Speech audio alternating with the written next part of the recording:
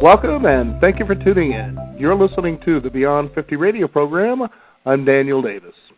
As we approach midlife, we find that, problems seem to kind of compound. We don't seem to worry about it as much as we used to, but still, it would be nice if we could find a sense of well-being and relaxation amid these things. Well, today we're going to be talking about something that's probably going to be able to help you achieve these things from someone who has been a leader in the field of personal development for more than 4 decades. The core transformation process has been acclaimed as a breakthrough in therapy and spiritual development, offering gentle transformation of life issues through uncovering states of oneness, peace, and presence. The work has been published in more than 14 languages and is taught throughout the world. This wholeness process comes from the personal journey that this guest of ours has taken, including her recovery from health challenges, and her gift is in making the mysterious more specific and accessible to everyone wanting a more fulfilling life. I'd like to welcome to the Beyond 50 radio program today our guest to talk about what the wholeness process is, Conneray Andreas. Conneray, thank you for joining us here on the Beyond 50 radio program. Thank you, Daniel, for having me. It's good to be here. Do you feel that people really want to experience a deep relaxation and sort of a resetting of their nervous system, especially in a day and an age that we live in? Yes.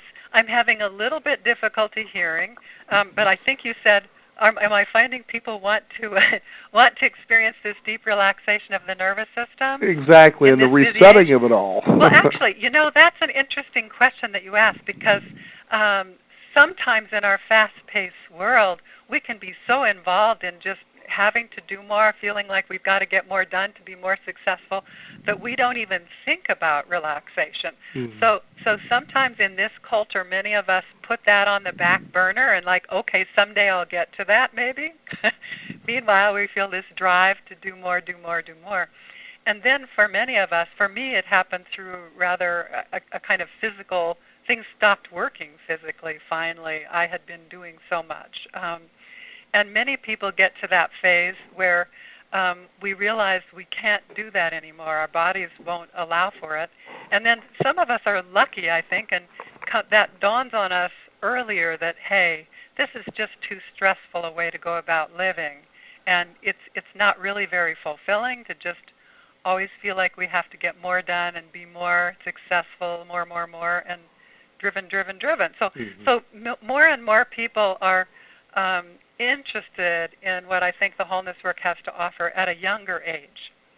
Now, I like what you talk about, how we feel that we live in a day and an age, and it's been going on for quite a long time. Certainly beyond the 4 decades you've been in personal development, and I know that through your transformation and discovering a particular process that could be highly effective for many people is that we live in a society, especially in America, and it was really interesting how this was probably about 5 years ago. I came across someone who became a guest on our program who had a lot to talk about when it came to subliminal suggestion.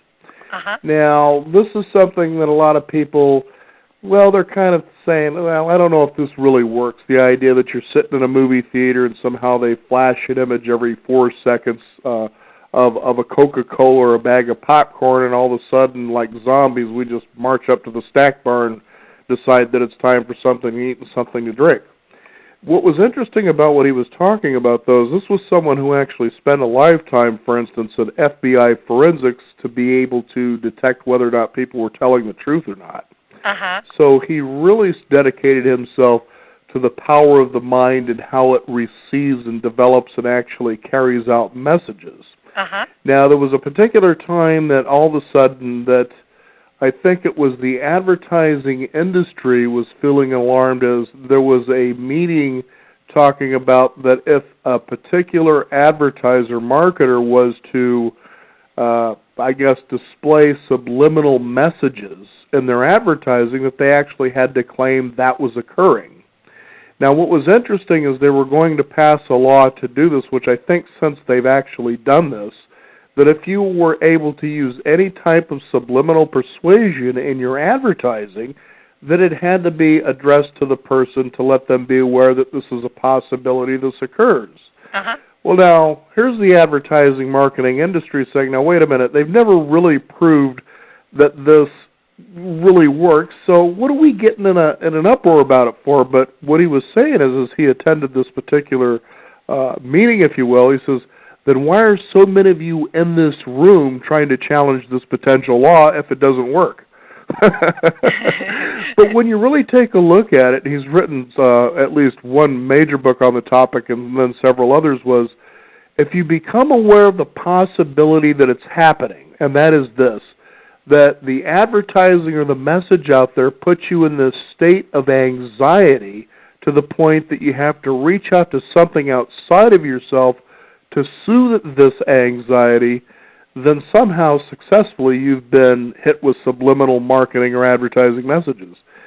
And he says, and just being aware of the possibility, you start seeing it more around you, and therefore it doesn't have the same effect that it did before. And there are a lot of interesting books out there that I started reading on this, but I thought how true that is, as you were saying earlier.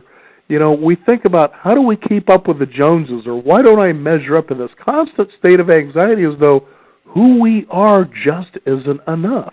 Yes, that is really true. And my sense is that we don't even need the advertisers to do that for us. We're pretty good on our own. but the advertisers, I think the reason why the advertising can work is that it plays on an anxiety that tends to be there in us anyway. And then many of us have experienced that, and then we tend to do this, what you're describing, reach outside of ourselves to try to find a solution. And the wholeness process gives us there are lots of ways to address this, and many of them help to some degree or another. The wholeness process gives us a new way that I think addresses this at a more fundamental level than has been possible before, so that we can start to experience what we could call our true nature, which is more the kind of beingness that a baby often displays. When a newborn baby, if they're fed, if they're dry, warm, dry, full, then often these newborn babies, they just have this peaceful presence about them that we all can enjoy, and that is what's in there, as for all of us, that fundamental nature. A baby doesn't worry about whether they're being disapproved of or not, They're just kind of there, enjoying the space. And we don't want to go back to being babies. We want everything, all the benefits, the learnings that we've had along the way so that we can function in life. But the wholeness process gives us a very specific way to gain access to that kind of fundamental, we could even call it innocence or purity, or just that loving being present that is there, perhaps our birthright, and in such a way that it can permeate our day-to-day life and activities, so that we don't have that anxiety happening all the time anymore. We more and more have that sense of joy, sense of well-being. If that starts to make sense. I know I'm not getting into the method itself yet, but that's where we go with it. Yeah, and that's what I was going to ask you is, tell us about the difference of this process, why it would be considered news, if you will. Okay, yeah, a good question. It's news because unlike others, there are many, many methods that I think tend to be reworkings of old methods and old ideas. And the wholeness process brings us into actually a new capacity for awareness. And you mentioned awareness in terms of the subliminal messages, and here we're going much farther with it, though, in terms of how we become aware of a specific way we hold tension in our psyche that has been unconscious to us. And when we become aware of it in the way that the process guides us through, and perhaps I can do a little bit of that today on this talk, in this conversation, this allows the releasing of that tension at a very deep, what has been unconscious level. Mm-hmm. So this is something that once we do it, people start recognizing, oh, we were just doing what those saints were talking about, the old sages of, you can find some spiritual quotes, and I have them I often read the spiritual quotes in my workshops because after doing the process, people go, oh, that's exactly what we were doing, but I wouldn't have known how to do it just from the quote. And so what's new here is we have a very precise way to actually start experiencing this and specific steps to start transforming things. It ends up meaning that we can both meditate more deeply and we can resolve our life issues more efficiently and completely. Now, what elements did you bring together? I know that you have experience with neuro-linguistic programming, which, for many people who pursued that, realize that was founded by one, I believe it was Richard Bandler back in the 1970s.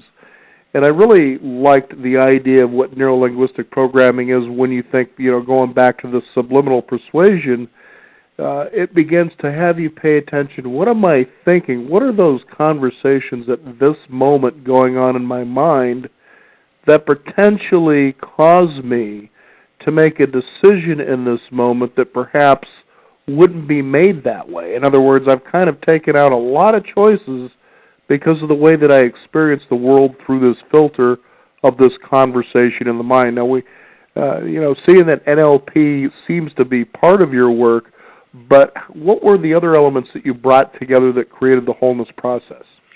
Okay, yes, you're right that my background in NLP has influenced it, and I think specifically the way NLP has influenced it is NLP is a very precise way, as you were speaking. It's a way of being very precise about experience. So that background informed how I approached developing the wholeness work, and then the work itself it was more inspired from a spiritual tradition, and specifically that of Ramana Maharshi. And however, the same principles appear in many different spiritual traditions. So it's not just Ramana Maharshi. And it's these principles that got me thinking about what about a very specific way of doing what these spiritual teachers are speaking of. And then this process came out. So now I've had people who've been on the spiritual path for decades, who've sat in ashrams in India, done the whole 9 yards. And when they come through this, they go, wow, this really, mostly they're telling me this really adds something. It gives me a specific way to do something that my spiritual practice so far hadn't offered. So it does, in terms of the other streams, though, it does pull from some spiritual understandings, because I think there are some things that some of the great spiritual teachers understood that psychologists and therapists and personal growth leaders haven't understood quite so well. So it's drawing on some of those understandings and then the precision from NLP, and then we have a clearer way to get there. And when I was involved in studying the spiritual side of it, I sat and many satsangs and so on, and many of the teachers from those traditions would be saying, you can't really understand this, what we're speaking of, what we're going for, this we might call awakening or something like that. You can't really understand it, and any attempts to put it into steps means automatically you're going the wrong direction, because that can't happen. And I believed that for a while. I bought into that for a while. And then I started going, well, what if it is possible to understand it? And I think that the spiritual teachers were onto something in that you can't just talk about these spiritual understandings and have the mental understanding get you anywhere. But I like to use the metaphor of a sunset here. It's like understanding a sunset. You can't just conceptualize a sunset, and you can give people definitions, but they're not going to really understand a sunset by that. So mental concepts don't help. But what you can do, if someone wants to understand and experience a sunset, you can give anyone a specific step-by-step set of directions, and they can find out for themselves. You can say, okay, depending on where you are located on the planet, at this time of day and the time of year and so on, at this time of day, you go outside, you face this direction, and you will inevitably experience a sunset. So that's the way in which the wholeness work gives us a way to inevitably start to experience some of the things that the spiritual teachers were speaking of, but in an experience oriented way, not in a conceptual way. That's so key that you talk about that, because, take a look at this self-help spiritual industry. It's huge, especially in America. And I've certainly had my time with many of these leaders in this particular field as well. And I've noticed one of the interesting things now, first of all, to address the fact that you said the process is simple, but we're going to give some clarity about that here in a minute. But I like that you brought that up because you hear this word being thrown out there quite a bit. The process is simple, it's easy, it's effective, and it achieves results, are usually some of the key buzzwords that people use. But what's interesting is, as you buy into whoever this particular teacher, or let's say guru is, that as you get hooked into the work, all of a sudden you sense that now they're beginning to complicate the work itself to a degree that all of a sudden you become dependent on them leading you to some promised land. And it sounds to me like you're doing the opposite, that the work is simple so that it's simply understood. It's still going to take work, but the transformation process that it gives you, isn't something that I'm going to hook you in and you need to follow me for the rest of your life because you may or may not be doing it right to get what I believe you think I've promised you. Yes, that's a really interesting observation, Daniel. That fits for me with certainly some. Not all teachers do that, of course, but that can easily happen in the spiritual realm where people start feeling more of like a dependence on the teacher, and to have that access to something that they're saying is simple. And then for many people, what I saw in many of these groups is for many people still the same old life issues were hanging around. They weren't actually getting resolved. Mm-hmm. So then there would be this dependence on the teacher and on that movement. And you're right. With the wholeness work, the emphasis is the opposite in a way. It's a simple process, yes, although I also need to say it can take a little time for people to really get to get the subtleties of it, the ins and outs, so that it can be done simply. When we understand it, it's really simple. And then understanding it, each of us becomes more independent. We can do the process ourselves, and we don't need a teacher. So when I work with people in trainings or one-on-one, both ways, my goal is to train people to use the process so that other people can get fairly quickly what it took me about 7 or 8 years of inner exploring to really grasp, to really get. Mm-hmm.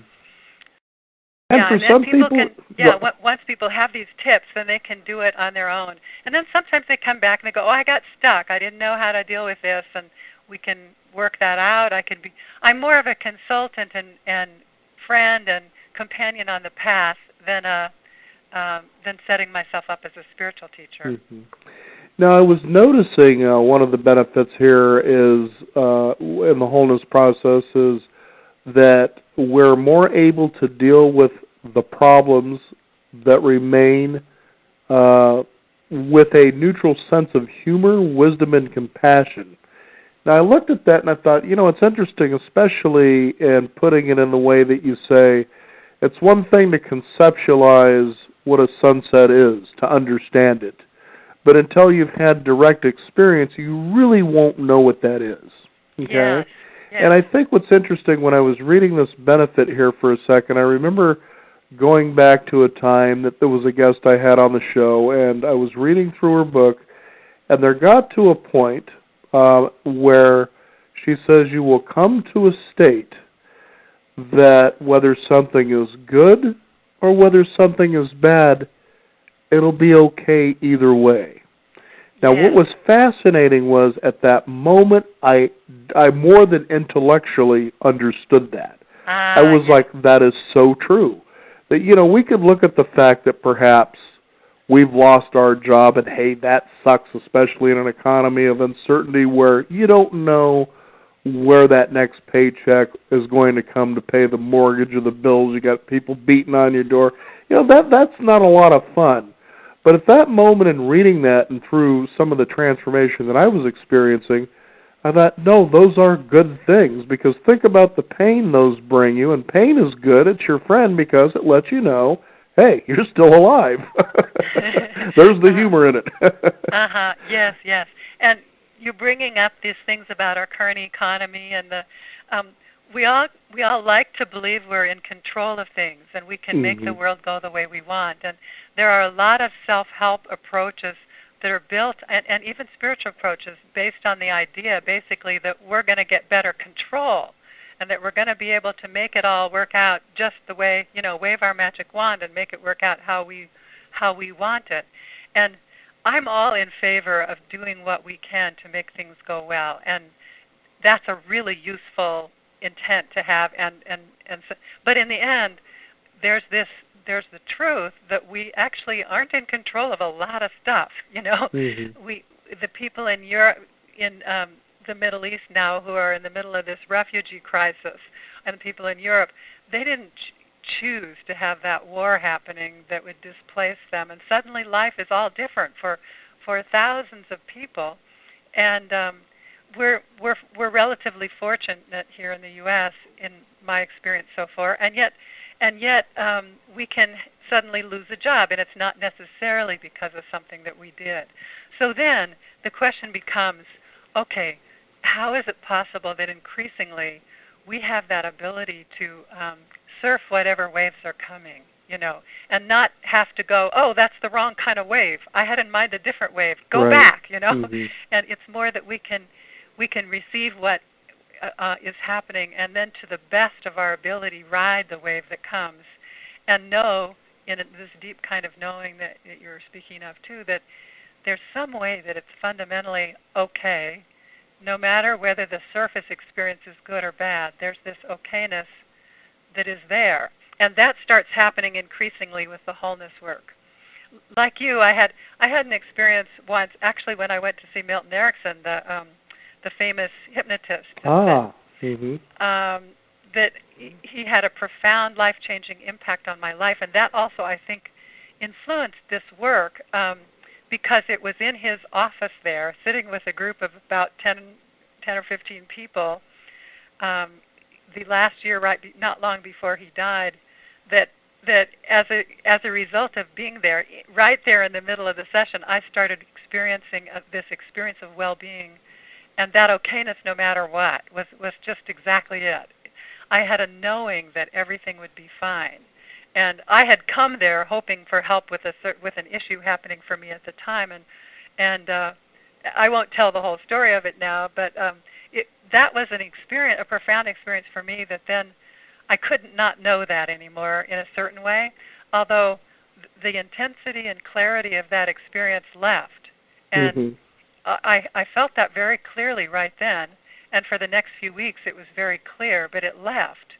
And I started going, whoa, I know that it's possible to feel that kind of clarity and okayness and well-being.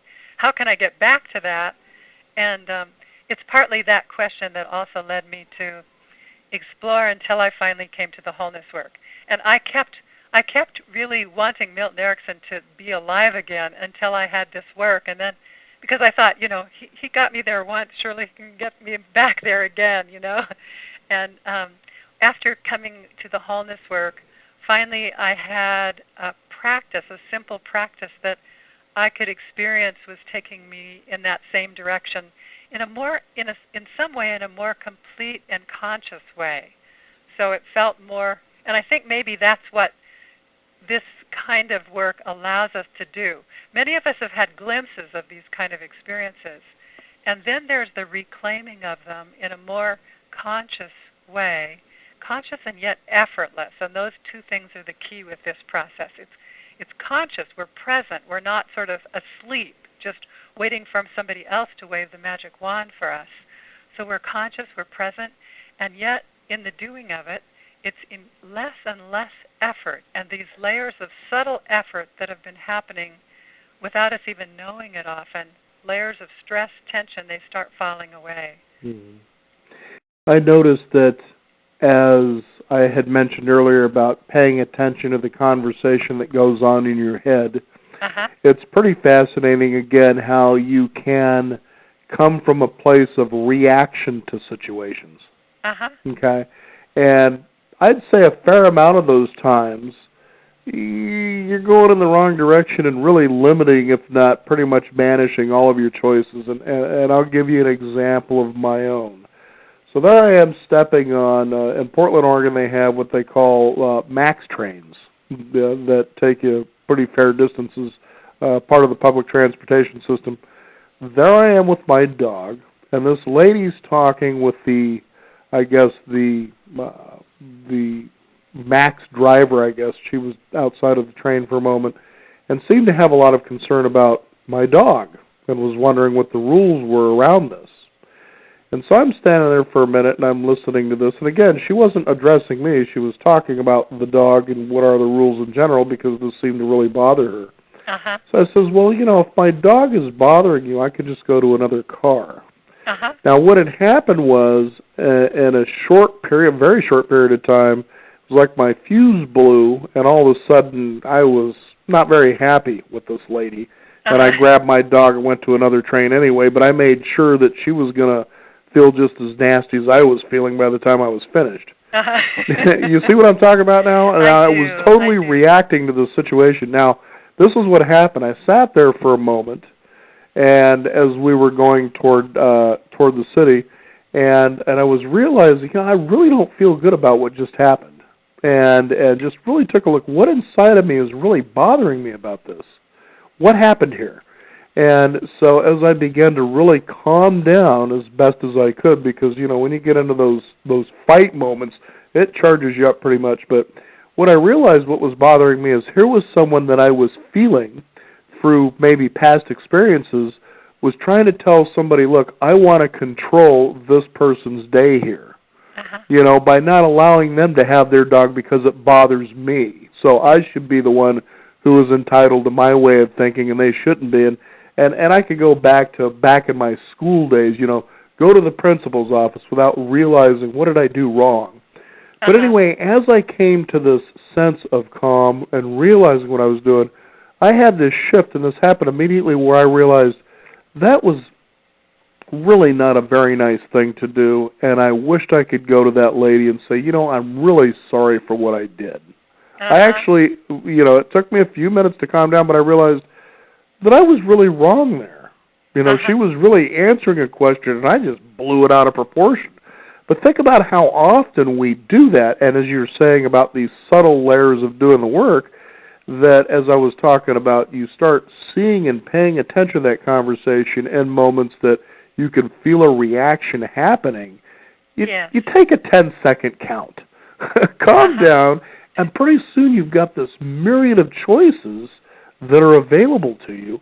And as you do it more regularly, it becomes more and more habitual. So it's quicker, so you're able to say, I'm not reacting anymore. I can actually initiate action in this moment. Yeah.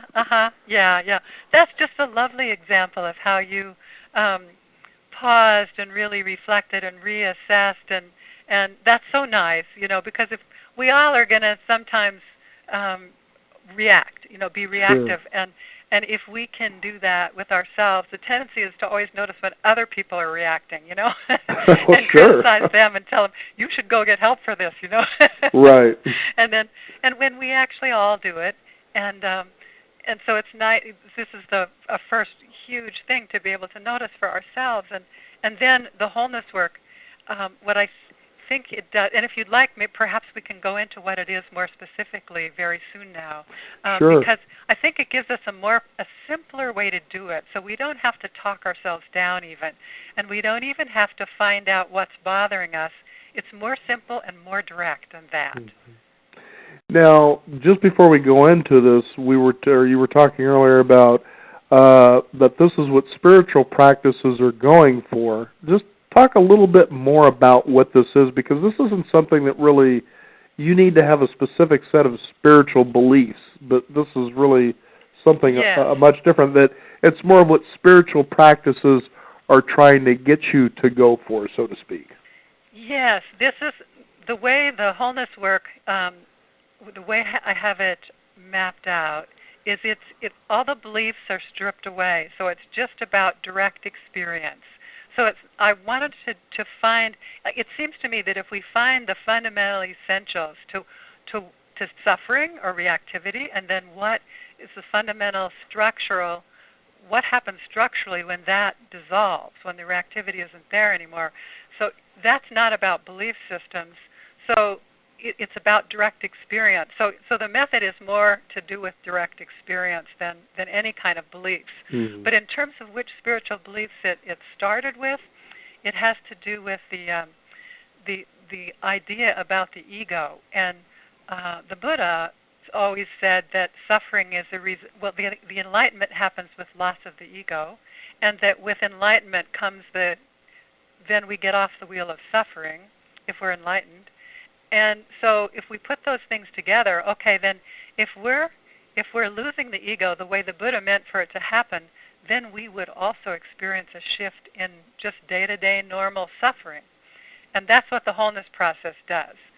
Many kinds of meditation seem to take people on a bypass where they access experiences of bliss, well-being, whatever, silence, but oftentimes there's a feeling of being removed from life and not necessarily a part of life.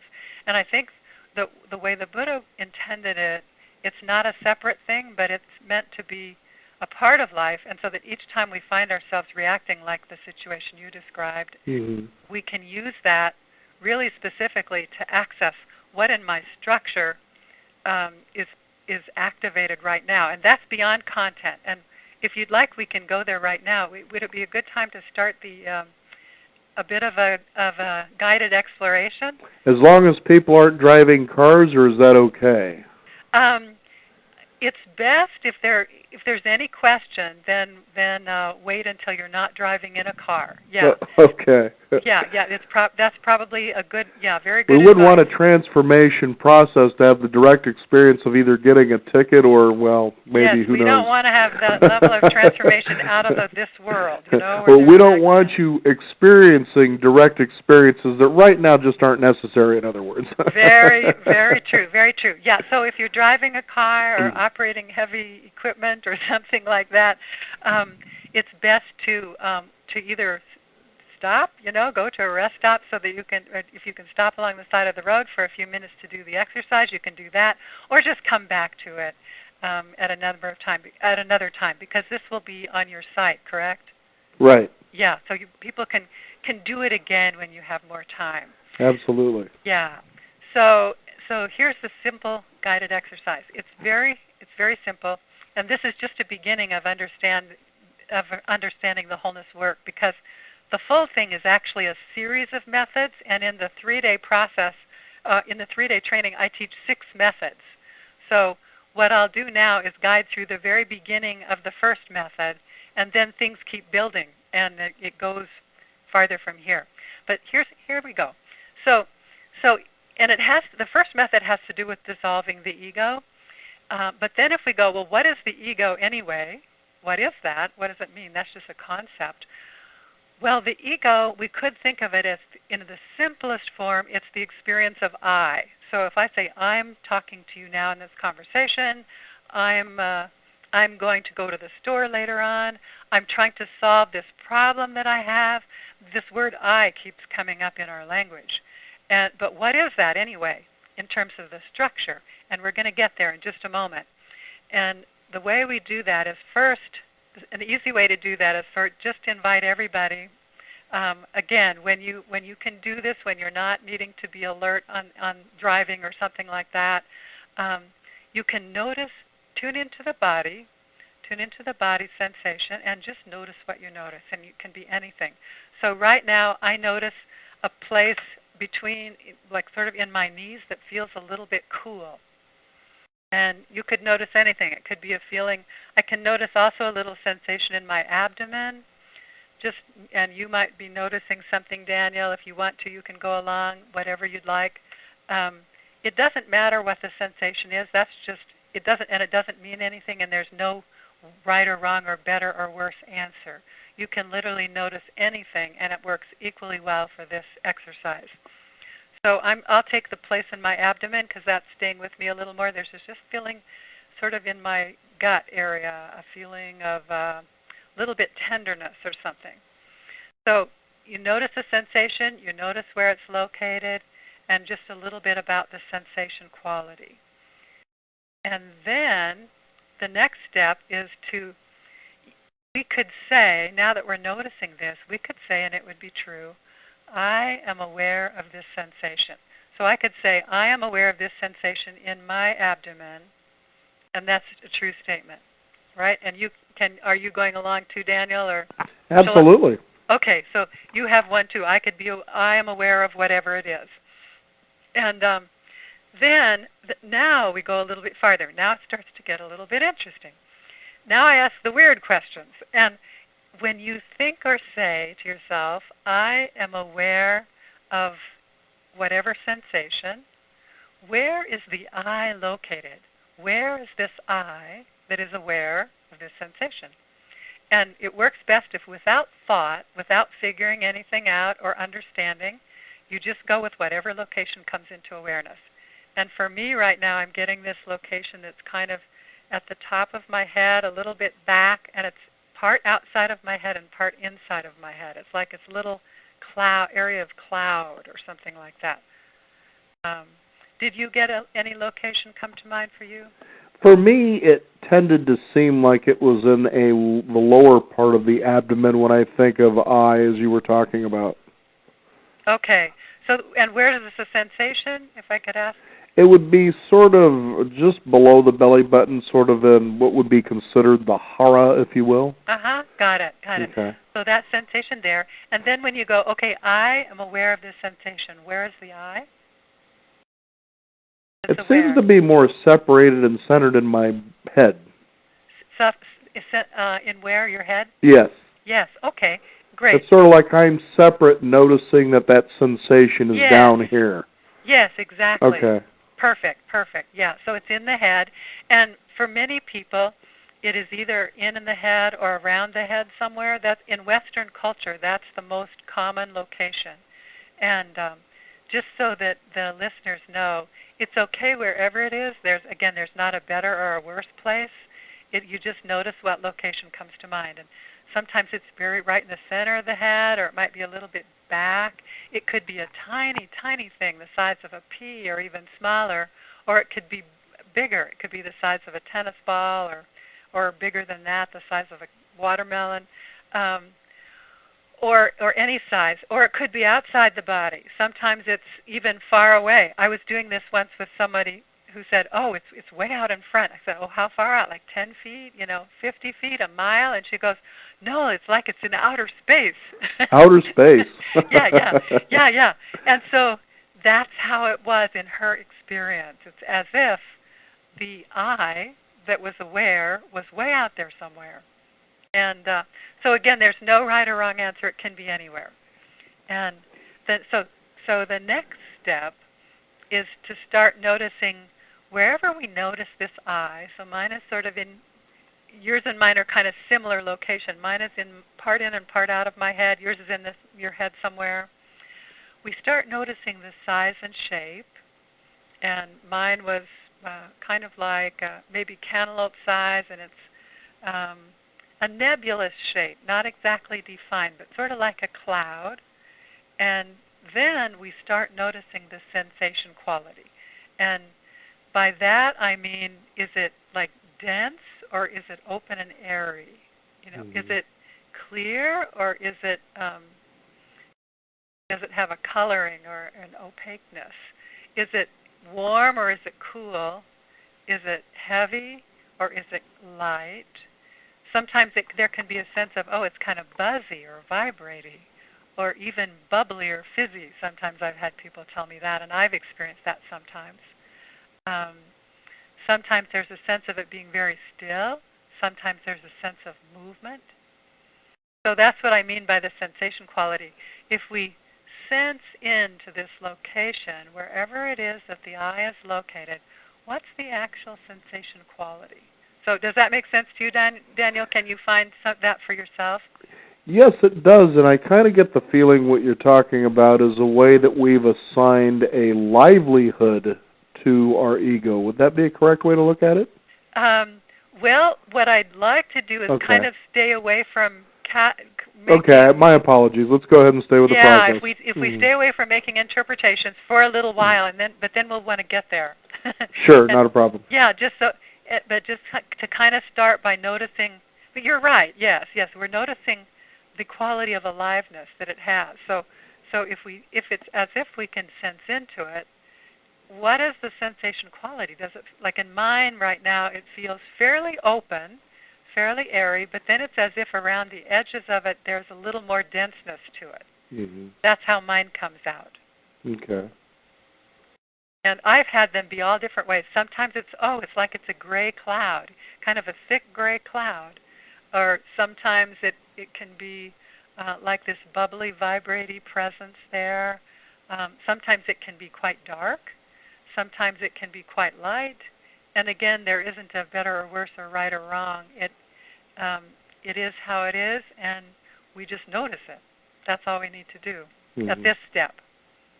Then there's going to be a next step. So I don't know. Do you notice a sensation? If you sense into that place in the middle of your head where it seemed like this perceiving was happening from, what sensation quality do you notice? The sensation quality that I noticed, it seems elusive, almost ethereal. Okay, great. Mm-hmm. Yeah, almost ethereal. A little, yes. Sometimes it's that way. You can't even really put it into words. It's hard to describe it. It's sort of like the dream where you're trying to run up that small, little, itty-bitty incline, but you can never seem to get to the top, even though it's a couple of feet. Or running down that ever-ending hallway to get to the door, and you just never get to the door, no matter what you try to do. That sort of a feeling, sure. Interesting. Yeah. So, okay. So the key is that each of us, and everyone listening too, can just begin to sense into what is the sensation quality here. And for some people it'll be impossible to put it into words, but we can still sense it, like you're sensing something there. And me too, and I'm sensing something. So now, are you ready for the next step? Absolutely. Okay, so now we go on. If we go back to this sentence, I am aware of this sensation. So we've taken a little time to explore the starting sensation. We noticed where it's located. We noticed the sensation quality there. Then we noticed the I that's aware. And where is that located? What's the size and the shape? What's its sensation quality?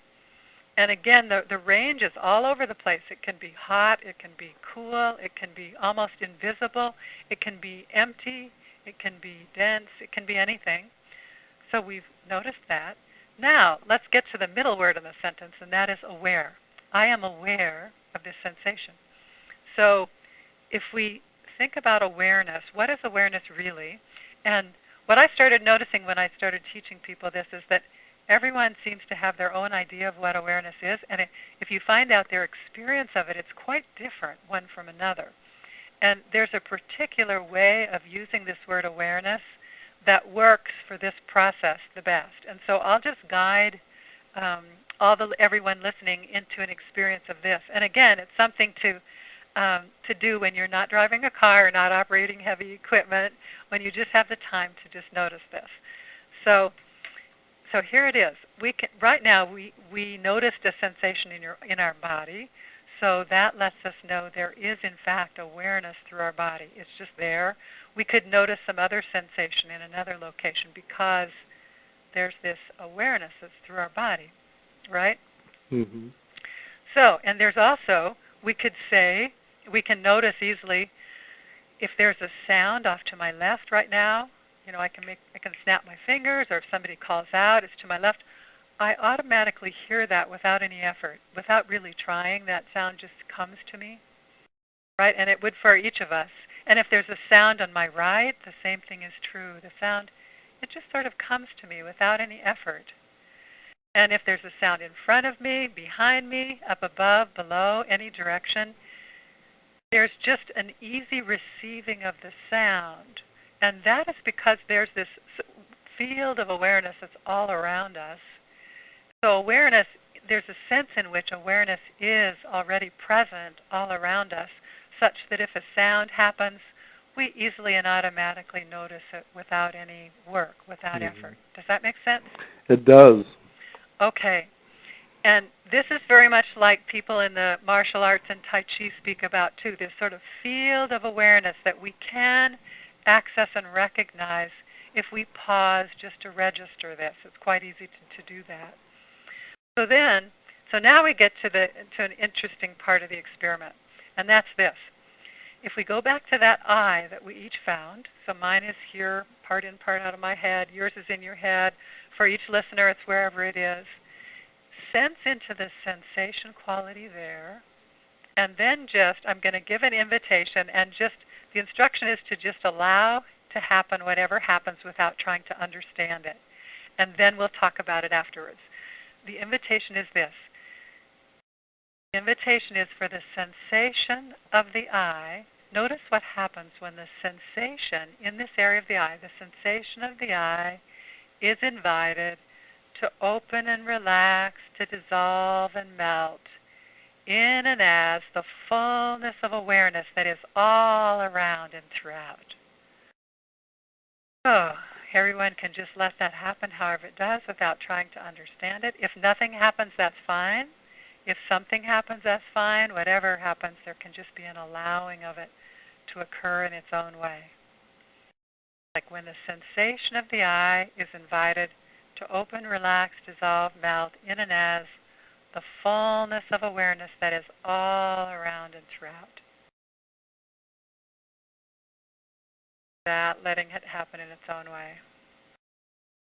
So, and I'm doing it along with you, along with the listeners, and so when I do that, the sensation of the I, sort of like what happens for me, and it's different every time I do this. What happens for me is it's sort of like first this sphere, sort of cloud thing that was the I can feel it sort of expanding and melting at the same time. And then it's just sort of it's almost not there. It just becomes suddenly invisible. And it's like I melt into it at the same time it melts into everything.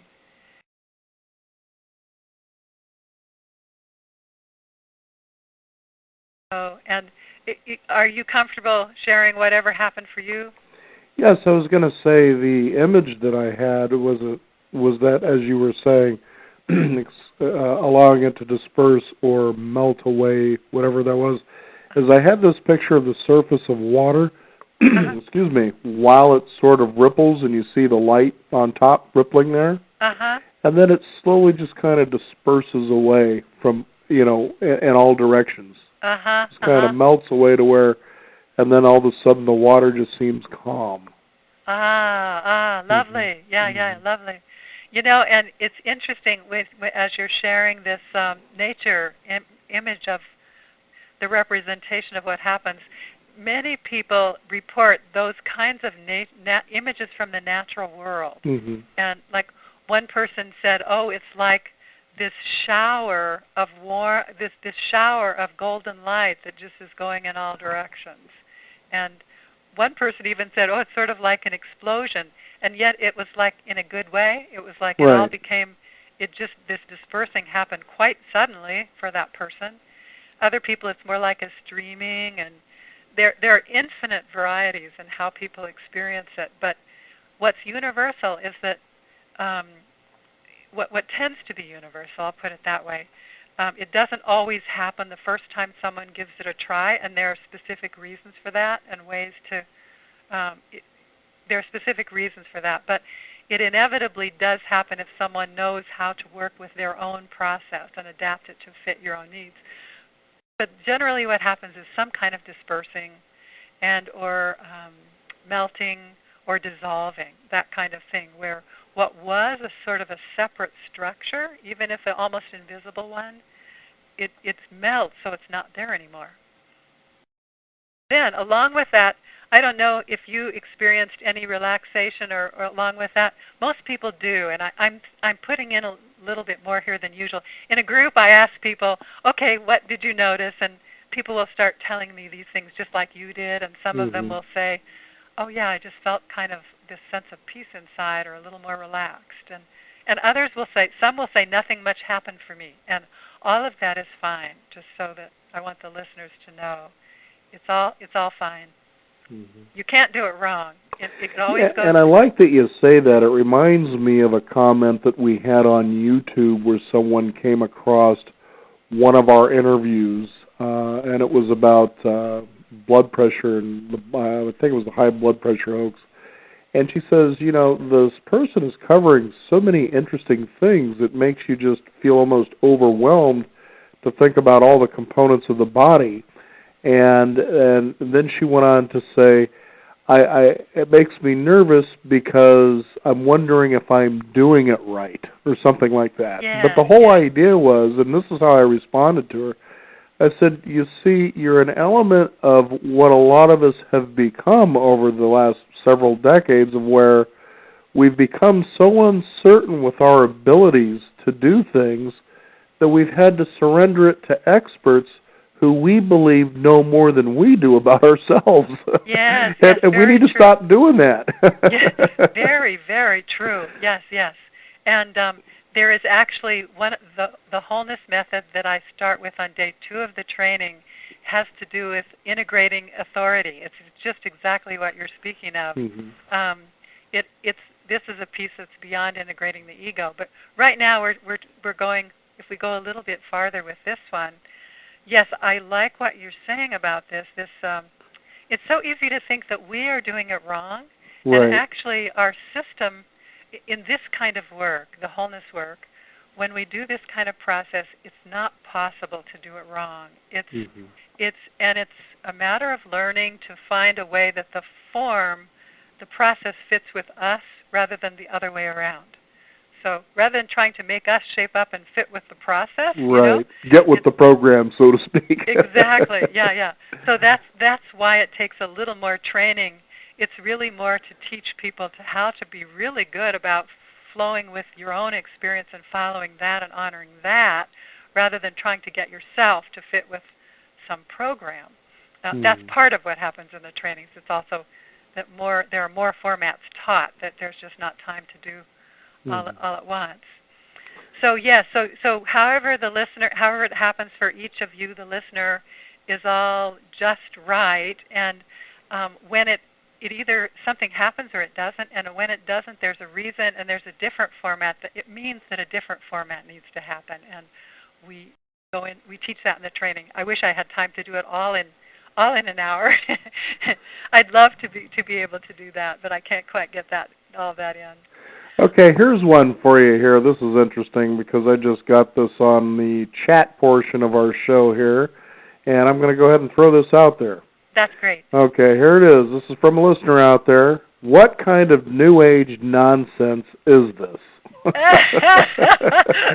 All right, come on, Condon. Let's stick it to them. What do you say? What kind of New Age nonsense is this? Well, first, thank you for just being so blunt and straightforward.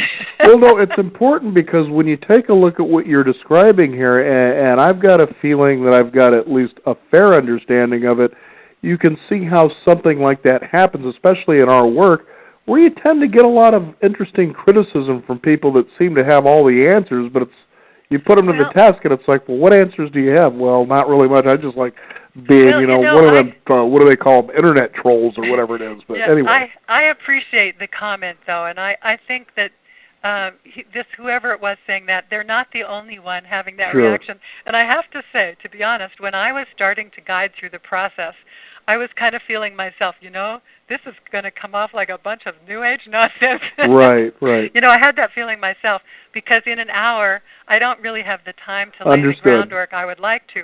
But here's my answer. Whether it's New Age nonsense or not, and I think it's wise to be suspicious, because there's a heck of a lot of stuff that I think it doesn't go any farther than New Age nonsense. That's what it is. And it's worth being a little skeptical, or maybe a lot skeptical. And then, where the rubber meets the road, the true test is that you try it and you find out, does it make a difference in your experience or not? And if it does, well then, it's just like gravity. You can say, well, gravity is a bunch of nonsense, but if every time you hold a pen up and let it drop, it falls, well, that tells you something in experience that you go, well, maybe there is something to this gravity stuff, And the same thing, finding these eyes, that sounds a little bizarre.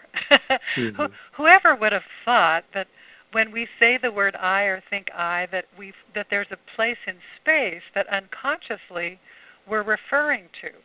And yet that has huge significance, and I think it is a breakthrough for both therapy and meditation practice to recognize that it is an illusion, it's a made-up thing, but it's something that our unconscious does. We do have a reference, a place in space for the eye, and it tends to be a sort of contracted place. It's fairly small.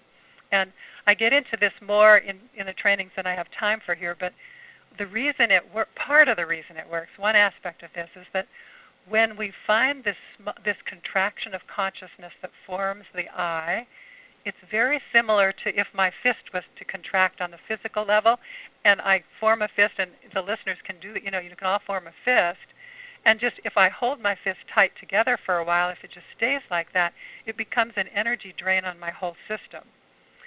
Now, if awareness goes back there to where those muscles are, if I lose track of I'm doing it, I hold my hand tense, and then I wonder, why am I so tired?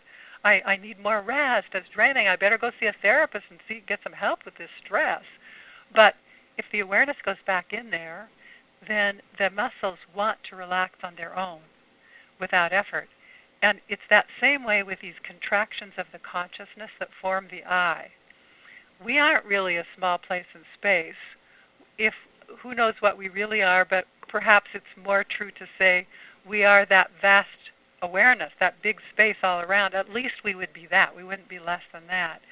So if the place that's small, that thinks it's the eye, if that is invited to dissolve and melt into the whole field of awareness, then something interesting happens where the unconscious isn't confused anymore. It's not maintaining that contraction like a fist being contracted. Mm-hmm. The relaxation has happened at a deeper level than the muscle level, and then the whole body-mind system can become more relaxed. And in that more relaxed orientation, it's not just about relaxation. It means in that contraction of the eye were all kinds of limiting beliefs as well, and that's where the reactivity is held also, that you were talking about earlier, that we each have. And when the eyes start to actually relax and dissolve and melt again, when we're in that open consciousness place, there isn't as much reactivity there. Now, and I know I'm going over this way too fast. That's okay. We've got a pretty sharp audience, but sometimes I think they also need to have more direct experience rather than just, I intellectually understand that. Yeah. So there is a way, if somebody is curious enough that they want to explore it. We have trainings. We have an online training, a 2-day training online, so anyone from anywhere can get access. And it's a money-back guarantee. So whoever it was that goes, what kind of a mind, what was that? Mind, body? What it says is, what kind of New Age nonsense is this? Whoever thinks this might be New Age nonsense, if you're also curious enough, if you would like it, if it would turn out to be worth something, then if you get that 2-day training online and you turn out not happy with it, you can get your full money back. And then you have the opportunity to get more than I can go into now. Mm-hmm. And I also have a live training coming up in Portland I want to mention, since that's coming up really Please soon. do. And this is Portland, Oregon we're talking about, the Great Northwest. Yes, and it'll be a lovely small group with coaches present, so that these groups, so much happens in these live trainings. It goes quite a bit beyond what we can do in the online training, because the coaches are right there to help the process unfold. And Judy, the sponsor of the training, is saying that if you contact her and say, it's happening next weekend. It's happening the 26th, 27th of September, and then an optional third day, the 28th.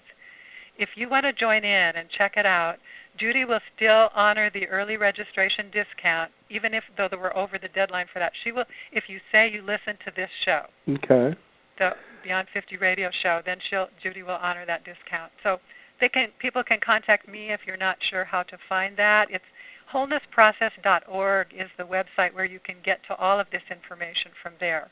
Wholenessprocess.org. You can click on live trainings, and there you'll see the Portland training, and you'll get right there. Absolutely, and certainly looking up your name, Connie Ray Andreas, pops up a whole myriad of things that'll lead you right to where you are looking for. There's no doubt about that. Yes. So it was really fascinating to have that listener put that at, and just to let you know, it was more subtle because it was all lowercase lettering. I don't know how much of a difference that makes, but yes. I just want to say it's been a real pleasure to have you on the program, and it always fascinates me to have guests like you that an hour just flies by and you wished you had more time to really pursue more of this, because I think there's a lot of value here. In fact, I know there is for people out there, who want to have more balance in their emotional states and really experience things as they really are, not the way we or I think they are. And that's really Yes. a profound way to look at it. Yes, exactly. Now, I know you've also authored a couple of books that people can find out more as well. Tell us about that quickly. I don't have a book on the wholeness process yet. I do have a book on core transformation, and the core transformation work is different. It's quite different in structure, but it's related and it's also very good. So if people go to coretransformation.org, there you can find all the core transformation resources, including a book and a DVD training and live trainings. We have a live training coming up in Boulder on that. Very good. Connie Ray, thank you so much for joining us here on the program. What a pleasure. Thank you so much, Daniel, for having me. I appreciate it. You bet. We want to thank you, the listeners out there, for tuning in. If you want more direct experience in life, which I believe all of us do, at least I would hope so anyway, then certainly this is the way to go. You can discover more by visiting us at beyond50radio.com. That is the number 50. And sign up for our free weekly e-news updates, and we'll have more information for you there as well on the Wholeness Process. And I believe, if I remember, it was wholenessprocess.org was the website. That's correct. I'm Daniel Davis. Thank you for tuning in. And remember, live your day past halfway.